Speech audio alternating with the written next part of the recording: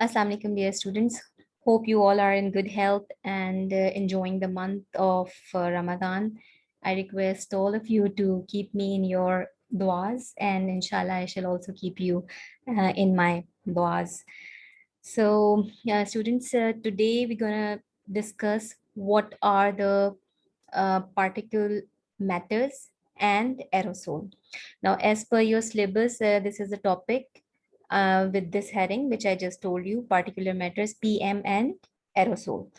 Okay, so I think you all are aware that what are particle matters. We discussed particle matters, diameter, and everything when we were discussing the air pollutants. If you remember, you can just go back to that lecture and have a look at what we learned in particulate matters and how they affect our health and how they are um, penetrating into our house and just making our homes polluted with these particles, and how the ambient air, the air which is present outside our houses, it also has this matters in them.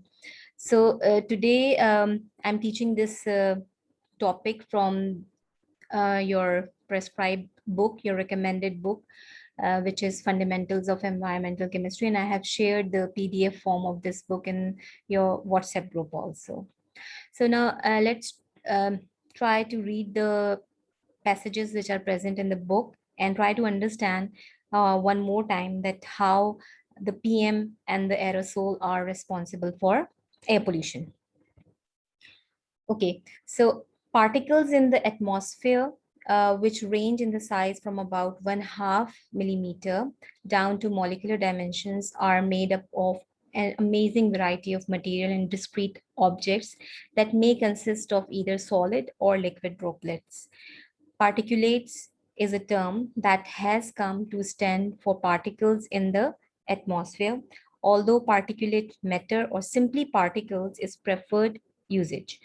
अच्छा देखें, कोई भी चीज जो कि हमारे atmosphere में थोड़ी सी सॉलिड ऑब्जेक्ट हो या समहाउ लिक्विड भी होते हैं बाज दफा, like if they combine with air और एनी अदर गैस की फॉर्म में होते हैं, तो that are also called particulate matter. उनका एक पर्टिकुलर हमने लर्न किया हुआ है कि डायामीटर होता है. On the basis of the diameter the particulate matters are classified. Like उनके जो डायमीटर है, अगर आपको याद हो तो हमने 3 कैटेगरीज ऑफ पार्टिकुलेट मैटर्स जो हैं वो पहले डिस्कस किए थे. Now you can go back to that lecture and have the diameters और उनकी कितना उनकी डायमीटर होता है और किस तरह से वो क्लासिफाइड है. ठीक है. अच्छा, अब यहाँ पे देखते हैं हम आज जो एक नई टर्म आप यहाँ पे पढ़ रहे हैं वो पढ़ेंगे atmospheric aerosols. Now we will try to understand what are the atmospheric aerosols and how they are considered as major pollutant in the air. तो यहाँ पे आप इसकी डेफिनेशन जरा सी देख लीजिए कि क्या है. एटमॉस्फेरिक एरोसोल्स आर सॉलिड और liquid particles smaller than 100 micrometer in diameter. Okay, so this is basically the definition कि उनका diameter जो है वो किससे small है, 100 micrometer से. Now pollutant particle in the 0.001 to 10 micrometer range are commonly suspended in the air near sources of pollution such as the urban atmosphere, industrial plants, highways and power plants. Now ये कह रहे हैं कि pollutant particles जो हैं जो इस range of diameter में होते हैं यूजुअली कौन से एरियाज में ज्यादा पाए जाते हैं, जो कि अर्बन एटमॉस्फेयर हो, अर्बन जहाँ पे इंडस्ट्रीज होती हैं, जहाँ पे फैक्ट्रीज लगी हुई होती हैं बहुत ज्यादा. इसके अलावा हाईवेज जहाँ पे बहुत ज़्यादा कार्स और ट्रक्स जो हैं वो उनकी उनकी लॉजिस्टिक्स होती है, तो उस एरिया में ज़्यादा ये वाले पार्टिकल्स जो हैं वो मौजूद होते हैं. Now important terms describing atmospheric particles are following. Now these are the terms like aerosol. Aerosol क्या है? अभी हमने एक तो इसका डायामीटर यहाँ पे पढ़ लिया है कि इसका डायामीटर कितना होता है, इस रेंज में इसका डायमीटर होता है एरोसोल का. अच्छा, इसके अलावा एरोसोल्स जो होते हैं दे can be in the form of colloidal side atmospheric particles. ना कोलाइडल साइज बेसिकली क्या होता है, अगर आपने कभी देखा हो कोलॉइड्स जो होते हैं उनका स्ट्रक्चर, मॉलिक्यूल्स जो होते हैं आपस में सस्पेंडेड होते हैं समवॉट, और थोड़ा सा मॉइस्चर भी उसके अंदर प्रेजेंट होता है उन पार्टिकल्स के अंदर, और वो कोलाइडल फॉर्म एक बना लेते हैं, और इसकी बेस पे ही उनको कोलाइडल साइज एटमॉस्फेरिक पार्टिकल या एरोसोल कहा जा रहा है। Now second form of aerosol या सेकंड टाइप ऑफ एरोसोल आप कह सकते हैं कंडेंसेशन एरोसोल्स हैं ये। कंडेंसेशन एरोसोल्स किस तरह से फॉर्म हो रहे हैं? formed by condensation of vapors or reaction of gases। ठीक है, ये कंडेंसेशन एरोसोल्स इस तरह से बनते हैं कि कोई भी, जैसे कि वेपर्स हैं आपके, ये मैं आपको एक अगर आप मुझे ये देखिए, यहाँ पे देखिए आप कंडेंसेशन एरोसोल्स की फॉर्मेशन को थोड़ा सा समझ लेते हैं। देखिए हमारी जो ये एटमॉस्फेयर है, ट्रोपोस्फेयर में आपको पता है कि बहुत सारे पोल्यूटेंट्स जो हैं वो मौजूद हैं। Now these pollutants can be inorganic like carbon dioxide, nitrogen dioxide, sulphur dioxide. ये इनऑर्गेनिक भी हो सकते हैं और ऑर्गेनिक भी हो सकते हैं। जैसे कि ऑर्गेनिक में आपके पास सारे हाइड्रोकार्बन्स आ जाते हैं, जो इनकम्प्लीट कंबस्शन होता है उसके अंदर से कुछ पार्टिकल्स आ सकते हैं एनवायरनमेंट के अंदर, which are organic in nature.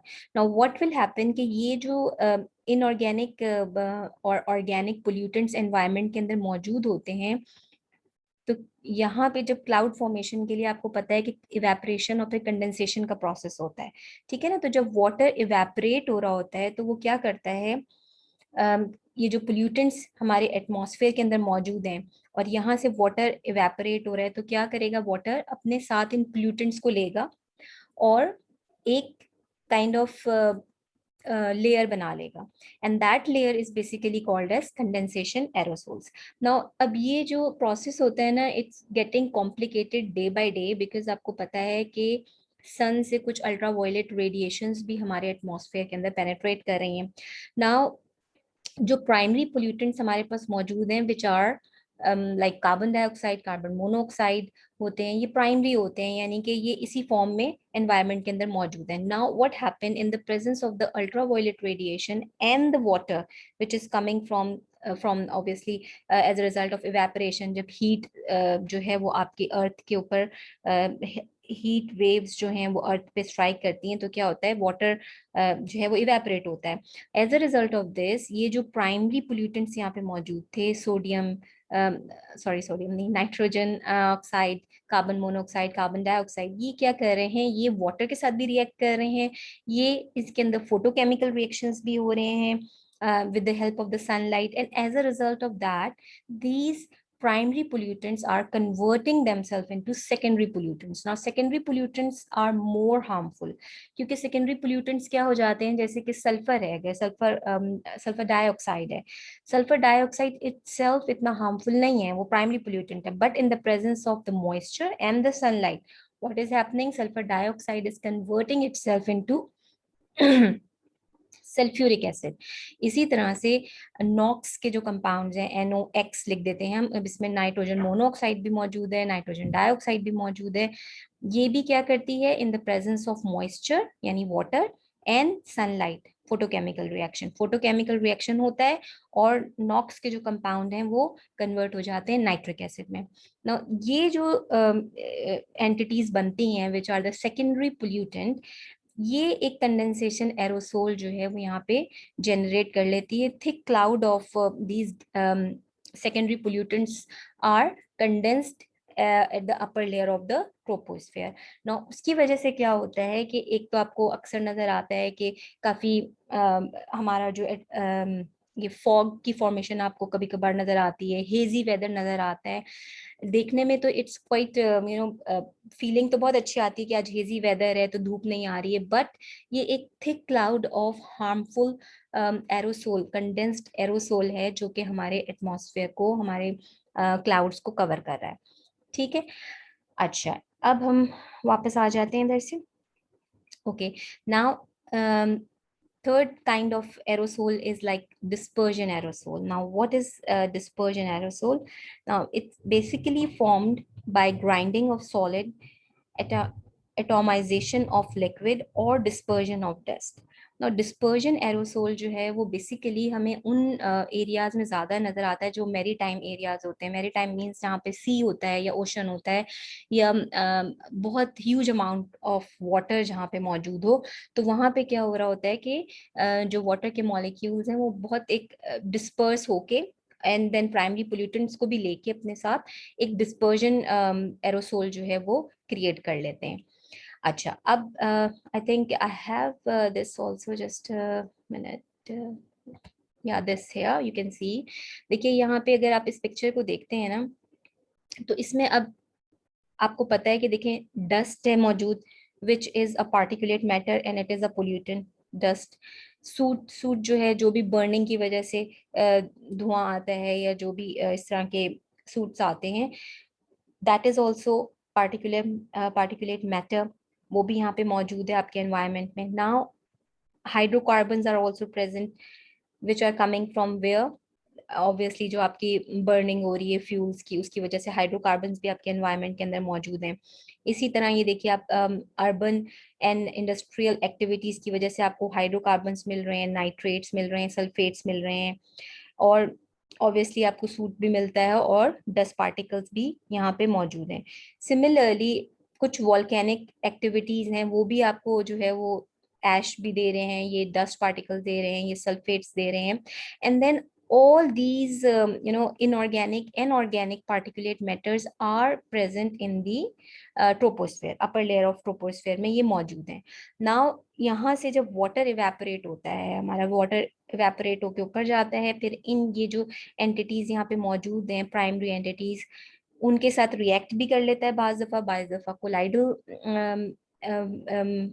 Texture बना लेता है अपना, और एक एरोसोल की शक्ल में हमारे स्काई के ऊपर सस्पेंडेड रहता है। ठीक है, ये आपको क्लियर हो गया कि एरोसोल क्या है। आई होप कि आपको कॉन्सेप्ट क्लियर हो गया होगा और हमने इसको अच्छे से समझ लिया है कि एरोसोल किस तरह से बन रहा है और क्या हो रहा है। नाउ अदर पार्टिकुलेट मैटर्स जो कि इन्वॉल्व है पोल्यूशन में, वो है फॉग। नाउ फॉग जो है ये क्या है, it's a term denoting high levels of water droplets, यानी कि वाटर ड्रॉपलेट्स जो हैं वो बहुत ज्यादा हाई लेवल में हो जाते हैं, तो उसको हम कहते हैं कि फॉग क्रिएट हो गई है। और एक होता है हेज, ये भी टर्म आपने बहुत ज्यादा सुनी हुई होगी कि हेजी वेदर है, हेज है आज। तो it denotes decrease visibility due to the presence of particles. इसकी वजह से क्या होता है कि आपको विजिबिलिटी नजर नहीं आती है। अगर if you are driving a car, you won't be able to drive it properly because इतना ज्यादा हेज आ जाता है या एरोसोल की एक फॉर्मेशन हो जाती है, उसकी वजह से जो है आप ड्राइव प्रॉपर्ली नहीं कर सकते और देखने में प्रॉब्लम होती है आपको। अच्छा, मिस्ट, मिस्ट क्या होता है, लिक्विड की एक पतली सी स्ट्रीम ऑफ पार्टिकल्स होते हैं जो कि फॉर्म हो जाते हैं, and that basically that also comes in particulate matters या एटमॉस्फेरिक पार्टिकल्स के अंदर ही वो भी कंसिडर होती है, and these are the liquid particles. And then smoke, particles formed by incomplete combustion of fuel, ये भी हमने पढ़ा था कि incomplete combustion क्या होता है। आई थिंक ये भी आपको याद होगा कि हमने लास्ट लेक्चर्स में ये भी डिस्कस किया था कि what is an incomplete combustion of fuel। जैसे कि मैंने इसमें आपको एग्जांपल दी थी कोल की, कि कोल जो है वो अगर ऑक्सीजन लेता है, oxygen in the presence of oxygen, वो किस तरह से इनकम्प्लीट कंबस्शन करता है। ठीक है, so these are some of the important terms describing atmospheric particles या particulate matters in the atmosphere. ठीक है, अच्छा, now let's see what are the chemical process for inorganic particular formation। अच्छा, अब इसमें यहाँ पे एक टेबल है जिसका यहाँ पे इन्होंने जिक्र किया है 15.1। Now let's see what is this table, then we will come back to chemical process for inorganic particle formation. Now this is the table they are talking about. Now इसमें, इस टेबल में इन्होंने बेसिकली क्या बताया है कि देखें, elements introduced largely by human activities. ये जो ब्लैक एरिया आपको नजर आ रहा है इस सर्कल का, इसमें कौन से एलिमेंट्स मौजूद हैं, ये वो एलिमेंट्स मौजूद हैं जो कि एंथ्रोपोजेनिक एक्टिविटीज की वजह से हमारी अर्थ के अंदर ज्यादा जनरेट हो गए हैं ये एलिमेंट्स, या इनका पोल्यूशन ज्यादा हो गया है। These are the you can say man made polluted environment. और ये जो मिडिल में आपको इस सर्कल के नजर आ रहा है, ये वो एलिमेंट्स हैं which are from the natural sources, like aluminium, potassium, sodium, ये जो हैं ये एलिमेंट्स फ्रॉम नेचुरल सोर्सेज से आ रहे हैं। और ये जो सेकंड सर्कल है, ये कौन सा हो गया? Elements introduce largely by the human activities. Now ये जैसे मैंने अभी आपको बताया कि जो ह्यूमन एक्टिविटीज के लिए की वजह से जो भी लाइक एलिमेंट्स जो हैं वो क्रिएट हो रहे हैं, वो फिर क्या कर रहे हैं? सेकेंडरी पोल्यूटेंट्स बना रहे हैं। जैसे कि यहाँ पे ब्रोमाइड है, ये इन the presence of photo, like light की प्रेजेंस में और मॉइस्चर की प्रेजेंस में, ये हाइड्रोजन ब्रोमाइड है विच इज एन एसिड, उसमें कन्वर्ट हो रहा है। इसी तरह ये क्लोराइड है, ये कन्वर्ट हो जाता है HCl में। इस तरह से आप देख सकते हैं कि ये किस तरह से आपके इन the presence of water and sunlight, the elements which are present like naturally, and also which are generated or which are increasing due to the anthropogenic activities, वो किस तरह से harmful secondary pollutants में जो है वो convert हो रहे हैं। and these all are, अगर आप यहाँ पे देखें तो these all are inorganic pollutants। इस सेशन में मैं ज़्यादातर inorganic pollutants को ही डिस्कस करूंगी, एंड देन एक सेशन में हम देखेंगे कि ऑर्गेनिक पोल्यूटेंट्स कौन कौन से हैं, उनको भी एक दफ़ा से इन ऑर्गेनिक पोल्यूटेंट्स या ऑर्गेनिक पार्टिकुलेट मैटर्स कौन से हैं उनको भी एक सेशन में हम इंशाल्लाह कवर कर लेंगे। ठीक है। Now the chemical processes for inorganic particle formation. Metal oxide constitutes a major class of inorganic particles in the atmosphere. These are formed whenever fuel containing metals are burned. For example, particulate iron oxide is formed during the combustion of pyrite containing coal. Now here are some of the examples of inorganic compounds which are taking part in the chemical reactions, and as a result of that उसकी वजह से particulate matters जो हैं वो generate हो रहे हैं, जिसकी example इन्होंने यहाँ पे दी है कि किस तरह से आयरन जो है वो एटमॉस्फेयर में बर्न होता है in the presence of oxygen, और आयरन ऑक्साइड का पार्टिकुलेट मैटर जो है वो बन रहा है due to combustion of pyrite containing coal.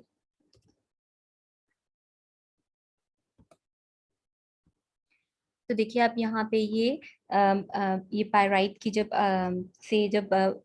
Iron oxide जो है ये फॉर्म हो रहा है, इसके भी पार्टिकल्स जो हैं वो एज अ पार्टिकुलेट मैटर एक पोल्यूटेंट के तौर पे मौजूद है एनवायरनमेंट में। इसी रिएक्शन की कंटिन्यूएशन में organic vanadium is residual fuel oil is converted to particulate vanadium oxide. ये भी एक और जो है पोल्यूटेंट जो है वो मौजूद है एनवायरनमेंट में। Part of the calcium carbonate in the ash fraction of the coal is converted to calcium oxide and is emitted to the atmosphere through the stack. देखिए एक और पोल्यूटेंट इस प्रोसेस से मिल रहा है, वो है कैल्शियम ऑक्साइड, एंड और वो इमिट हो जाता है कब? जबकि आपका जो ऐश का जो फ्रैक्शन होता है कोल में, उसमें से जब स्टैक बना हुआ होता है उसका, तो वो फिर उसमें से एनवायरनमेंट में एंटर हो जाता है। Now, a common process for the formation of aerosol mist involves the oxidation of atmospheric sulfur dioxide to sulfuric acid, a hygroscopic substance that accumulates atmospheric water to form small liquid droplets. Now, this is also very important to memorize कि देखिए जो sulfur dioxide है in the presence of water, hygroscopic nature, like hygroscopic is anything which has water in it. तो ये अभी मैंने आपको ये पहले भी एग्जांपल दी थी कि जो sulphur dioxide as a primary pollutant हमारे एटमॉस्फेयर में मौजूद होती है, now in the presence of water वो क्या बना लेता है? सल्फ्यूरिक एसिड बना लेता है, and this will also be considered as small liquid droplets होते हैं इसके, और ये एरोसोल की फॉर्म में नजर हमें आता है एटमॉस्फेयर के अंदर। ठीक। When basic air pollutants such as ammonia or calcium oxide are present, they react with sulfuric acid to form salts. अच्छा, ये फर्दर इसकी जो रिएक्शन है इसके अंदर और क्या प्रोसेस होता है वो उसके बारे में पूरी डिटेल्स हैं, कौन से केमिकल रिएक्शंस हो रहे हैं, just go through it. Now under low humidity condition water is lost from these droplets and solid salt aerosol is formed. Now देखिए another form of aerosol is here. When the water is lost from these species, अभी जिनका हमने यहाँ पे discuss किया है, ammonium sulphate and calcium sulphate, इनके अंदर वाटर ड्रॉपलेट्स जब तक मौजूद होते हैं तो ये सस्पेंड रहते हैं एयर में। बट जब वाटर ड्रॉपलेट्स खत्म भी हो जाते हैं, रिमूव हो जाते हैं, मैंने ह्यूमिड, जब वेदर आपका बहुत हाई टेम्परेचर पे चला जाता है, तो इसमें से वाटर जो है वो एलिमिनेट आउट हो जाता है, और फिर इनके सॉल्ट्स जो हैं वो भी एरोसोल की शक्ल में सॉलिड सॉल्ट एरोसोल्स जो हैं वो बना लेते हैं। Now this is also an important point and you should remember this, okay? Now, the preceding example shows several ways in which solid or liquid inorganic aerosols are formed by chemical reactions. Such reactions constitutes an important general process for the formation of aerosols, particularly the small particles. Now, here you should try to memorize some of the examples कि किस तरह से जो particulate matters हैं वो किस तरह reaction कर रहे हैं और किस किस form में हमें as a pollutant वो atmosphere में नजर आते हैं।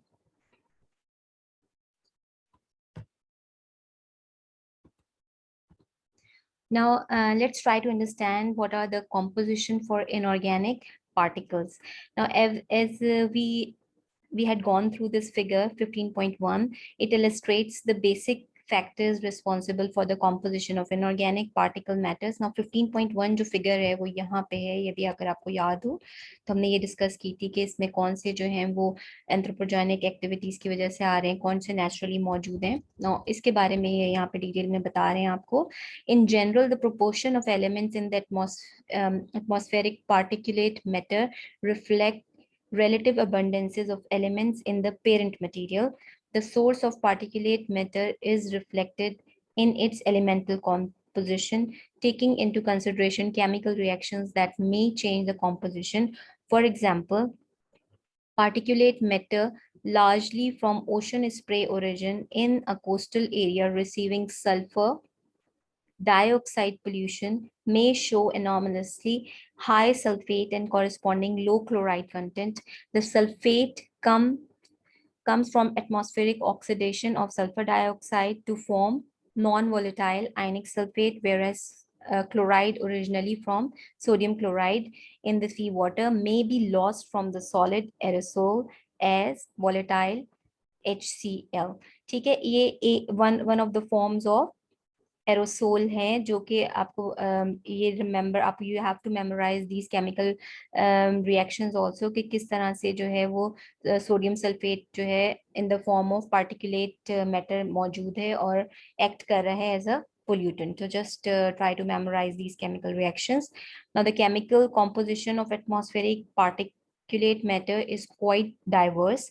Among the constituents of inorganic particulate matter found in polluted atmospheres are salts, oxides, nitrogen compounds, sulfur compound, various metals, and radionuclides. Now, this is also an important point कि आपको inorganic particulate matters, inorganic PM जो हैं वो कौन से forms में जो है वो एटमॉस्फेयर में मिलते हैं। So they can be present in the form of salts, oxides, nitrogen compounds, sulfur compounds, and various metals, and radionuclides also. So you have to memorize this in radionuclides कौन से हैं जो radioactive elements से हमें मिलते हैं।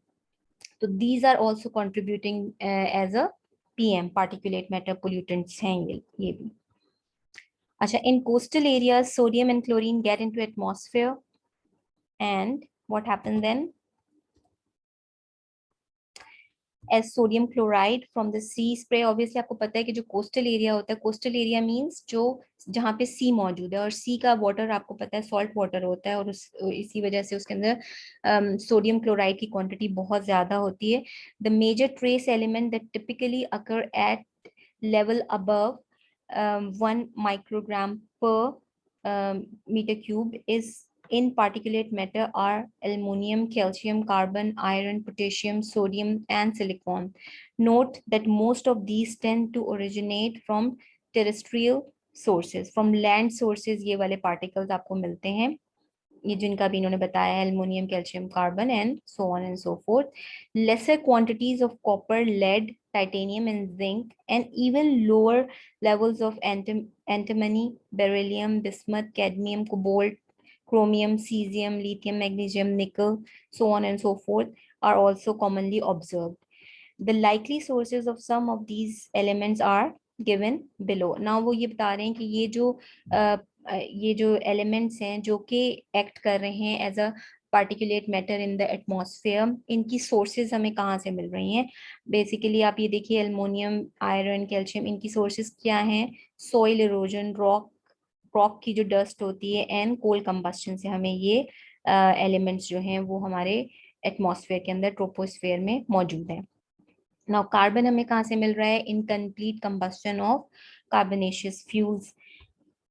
इसके अलावा सोडियम एंड क्लोराइड, ये तो आपको बहुत अच्छे से पता होगा कि कहाँ से मिलता है. एक तो मेरीन एरोसोल्स, यानी जो सॉल्ट वाटर है, यानी कि आपका जो सी है, वो इसका मेजर सोर्स होता है सोडियम और क्लोराइड की मौजूदगी का. Now chloride from incinerations of organic halide polymer waste जो हैं, उनसे ये हमें क्लोराइड जो है वो हमारे एनवायरनमेंट के अंदर मौजूद है.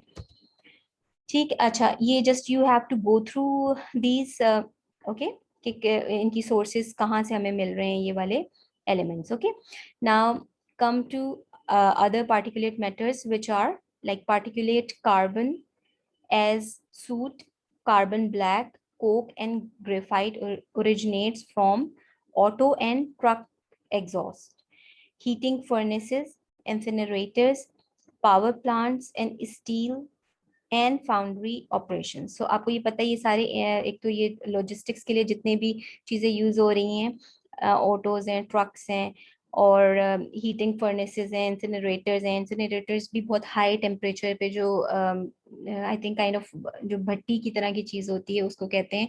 और पावर प्लांट्स जितने भी हैं हमारे, उनसे हमें suit, carbon black, Coke and graphite के ओरिजिनेट, यानी ये वाले पार्टिकुलेट मैटर्स हमें इन जगहों से एटमॉस्फेयर में हमारे एंटर हो रहे हैं. ठीक है, अच्छा, because of its good adsorbent property, carbon can be a carrier of gaseous and other particulate pollutants. Particulate carbon surfaces may catalyze some heterogeneous atmospheric reactions, including the important conversion of sulfate to sulfide. Okay.